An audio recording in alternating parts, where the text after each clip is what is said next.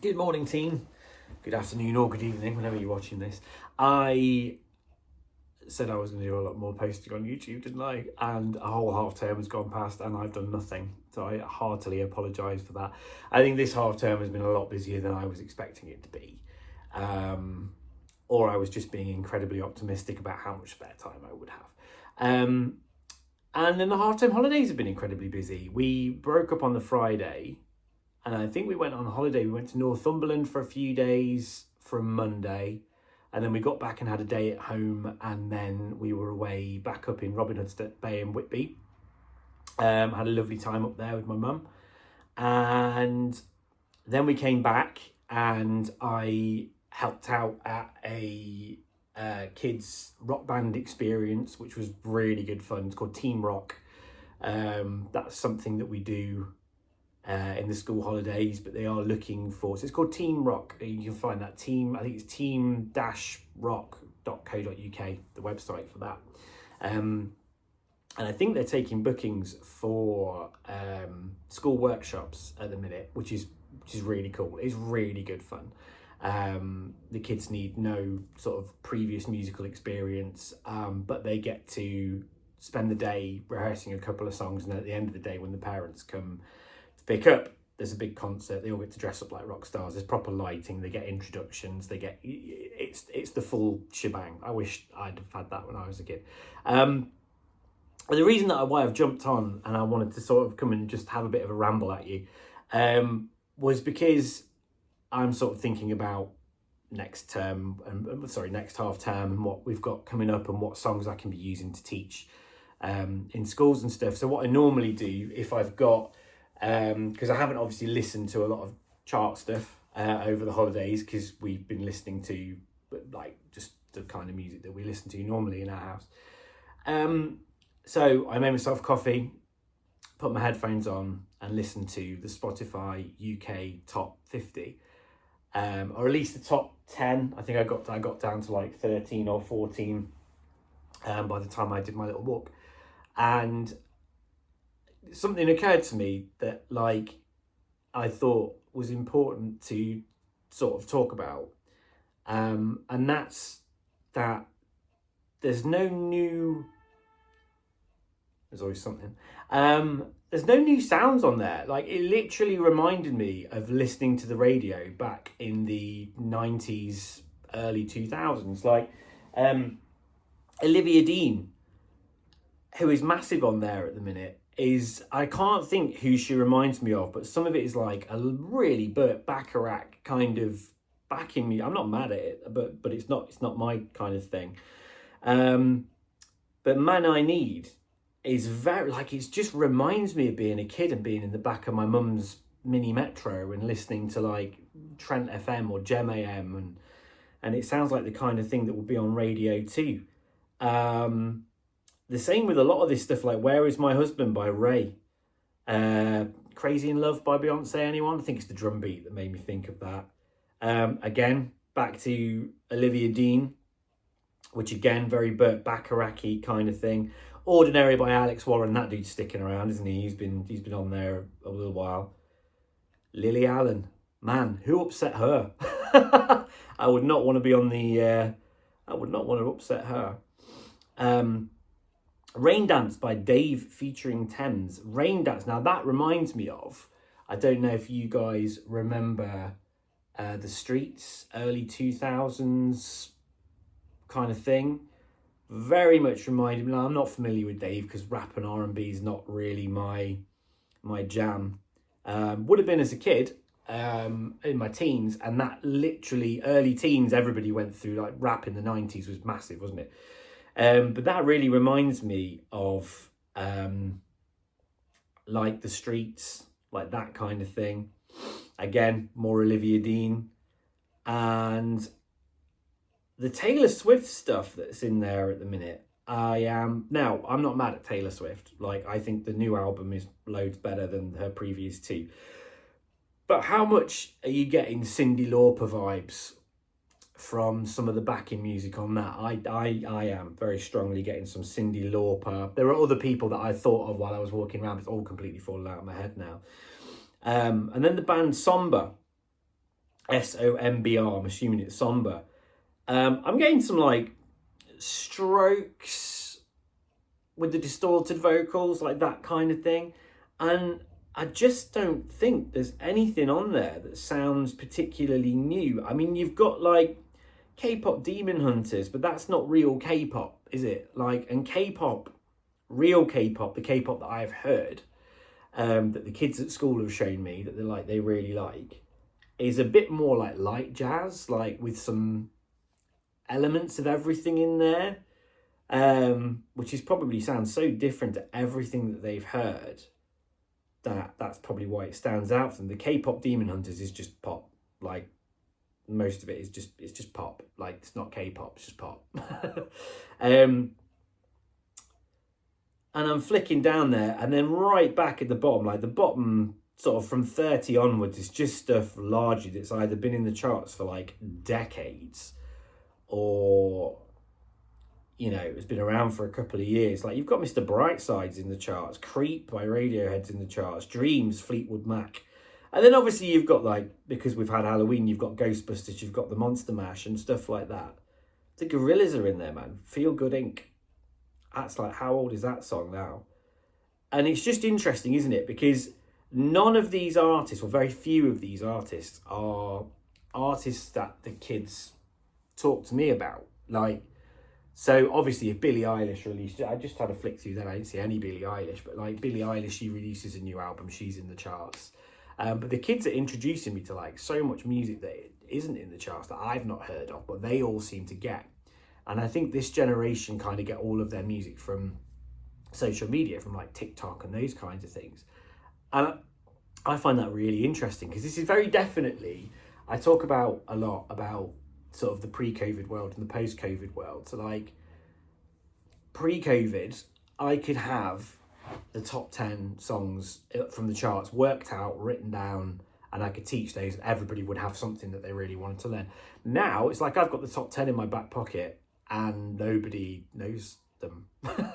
It's really like, it's kind of like a wasted exercise. And I find that I'm introducing the kids to new music. They are a lot more happy to like go like, oh yeah, that's like, I'll play them something, go, that's a really cool song, let's learn that. Or they'll, one really funny thing that happened at the start of this term, way back in September, is one of the kids going, I'd really like to learn this song. It's by a new band, you probably won't know them, they're called the Cranberries. Like, okay. Had the same thing with Kraftwerk, She's a Model, The Model, whatever that song was called. And I was like, that they were horrified when I pointed out that song was older than me. And they were like, it can't be that old, you're ancient. Yeah, it just, I'm not worried about the state of music, because I think it will come right again. But yeah, there just seems to be like every sort of decade or every period of time period has its own like sound. Like, we very much definitely in the 90s had that, like the rap in the 90s had a very distinct sound. Rock in the 90s, sort of mid to late 90s, we had Britpop, we had grunge, and then we had that post-grunge kind of stuff. And then in the early 2000s, we had like skater punk, boys and girls doing that. We had, you know, this kind of like new wave came back, but then repackaged by like bands like The Strokes and stuff coming out of New York. And then in the 2010s, we had the resurgence of like artists like, well, not the resurgence of these artists, but like single artists, like you would have like Madonna back in the day, or Cher back in the day. So we had Taylor Swift, we had Ed Sheeran, we had, who's the guy I met? The guy who did Shotgun, George Ezra. We have George Ezra, and like artists like that, and they start like they were dominating the charts and stuff. Like Ed Sheeran's just released a new album, and I can't see any of his stuff in the charts at the minute. So that's slipping away. And then in the 2020s, we just kind of seem to be like a dirge of like, not a dirge, like a mixing together of like everything. And our charts in the UK, because I am a massive music geek, I check out the charts from America, Canada, Australia. Like, I like to see the difference in like things that are coming out. Certainly in our charts, it's just like a mishmash of everything you've heard before. And it's interesting because boots on the ground, listening to what the kids are telling me they're listening to and listening to the music that the kids are listening to, they're not listening to anything in the charts. So where are the charts coming from? Who is listening to these songs this many times to make them, popular enough to be in the Spotify top 50? Is it us? Is it sort of our generation that are listening to them like that? Possibly. The rise of Olivia Dean would kind of suggest that, because I can't imagine a 13, 14, 15-year-old listening to that and feeling like, getting anything from it. But there are kids that I taught when I first started teaching who are now in their 30s and, starting life and married with kids and all this kind of stuff. And they're posted on their socials like they've been to see her, because she was at the Salt Box. I think it's called the Salt Box in Nottingham, which is a teeny tiny venue. And we never get number one artists at teeny tiny venues in Nottingham. So maybe it's them. I don't know. But my next job is to sit down and listen to them all and work them all out, and kind of as a bit of a wasted exercise because no one's going to want to learn to play them over the next few weeks. But yeah, let me... the things that we kind of listen to, so like we certainly don't listen to anything like this. I will always listen to the big albums that come out. So I listen to Taylor Swift back to the new album back to back a couple of times, and thank goodness I feel like she's back on the right path again now. Like her last two albums were, I don't know, very grown up, like a little bit. They were lost on me, but this one seems to have real instruments in it again, and she's got some guitars, she's got some mandolins going on in there as well. And the songs seem to be like much better written. My prediction for her was completely wrong. I thought she was going to take a break, possibly get married, settle down, have a couple of kids, and then come back in 10 years with like an absolutely banging acoustic album, like I don't know, bit of Alanis Morissette solo, I don't know, something like that. Anyway, but I was completely wrong. She's just churning them out now, isn't she? But other than that, in our house, we listen to the two default playlists that we have on in the car are Hot Country on Spotify, which is modern pop country. And there's some great tunes on there. I've introduced a lot of the kids to stuff on there because a lot of the geeky guitar people that I follow on YouTube are the Nashville session guitar players who play on this stuff. And their guitar parts are really cool. Like they've got some really interesting things in there, but it ticks all the boxes in our house. You got the pop for my daughter. My wife's really into depressing male singers, and I like stuff with guitars and guitar solos and stuff like that. And some of it's rocky, some of it's like, there's even some rap on there now. There's this, I can't remember his name, Big something or other, who has done a whole album where he's just collaborated with all the big current country stars. And so his stuff's on there. Clever business move there. He's going to get a bigger audience, isn't he, by picking up the country guys. And then he'll probably be on all the rap playlists as well, where all the country stars will pick up the rap following and stuff like that. So we listen to that. Great. Some great stuff from that. There's some garbage on there as well, but mostly it's pretty good. And then the other one is the Pulse of Americana. Because I don't know about, like, you guys, I kind of grew up listening to the radio, but also, like, a lot of rock, blues, sort of folk music, stuff that has kind of, would be in that Americana kind of vein. And that's great. There's loads of great stuff to listen to on there. And I introduced the kids to this stuff and they kind of like it. But I think there's just too many places to get music from now. And there's so much music out there. And there is good music out there being made as well. But one thing I wanted to touch on as well is how listening to music and it is as important as actually playing music, because you have to have something to hold yourself accountable to, if that makes sense. Like the amount of kids that come for lessons, they come for their first lessons, and I always try and start like meet them where they're at. Like, what are you listening to? Let's learn something that you can play along to, that that you have heard before. And a lot of the time, not all the time, but enough times to make it noticeable to me, the kids will come in and they'll say, like, I don't really listen to music. And that baffles me in a way. So I have to try and kind of like introduced them to things to listen to as well, which I was obsessed with music. I mean, maybe that's because there was less less less things competing for my attention then, because I was never a gamer.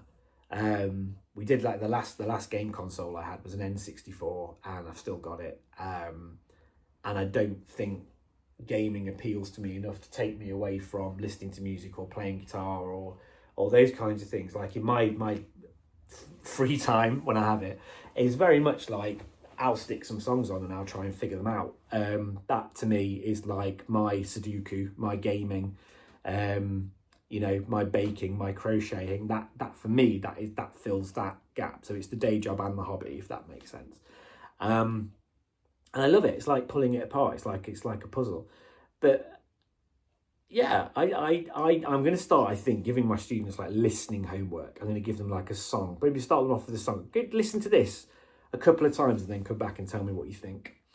Or, you know, here's an album. Go and listen to this album. If you like, you know, somebody's come in and said, like, I like this band. I'll go, oh no, have a listen to this band because you might like them. Or like go for something completely opposite that they would never listen to, just to give them something new. But I have a bunch of students who come in and introduce me to brilliant music that end up being my favorite songs of that year or whatever. And I think that's partly the job of a guitar teacher, is to not obviously only just teach the guitar, but be part of their musical experience as a whole, and like introduce them to things that they wouldn't listen to. Because certainly when I was younger and I had guitar lessons, I had a guitar teacher called James who worked at the local guitar shop. It's not there anymore, sadly. And he introduced me to, was it American football, the band, not the sport, who I enjoyed that one album, but then didn't really follow after that. And then a band called the Shins. And I love the Shins to this day. Like, they are still one of my favourite bands. And, you know, you pick up on these things and you go away and you listen to them, you learn them. It kind of gives you more of a musical, you know. I'm not going to get the kids to listen to jazz because I'm not mean. But yeah, I think that's really, really important. So I'm trying to figure out this year kind of like where to find these things from. And it's a musical conversation as well. It's like I give them stuff, they give me stuff. But I think most of the kids seem to get their stuff from TikTok now, or these viral things. Even kids who are too young, who aren't on social media and stuff, they're finding their way through social media instead. I do have some students that just obsessively listen to everything new that comes out on Spotify every day. I wish I had the time. But I just don't. Anyway, just a few, I don't know, rambles. Hope any of that made sense. Let me know what you guys think.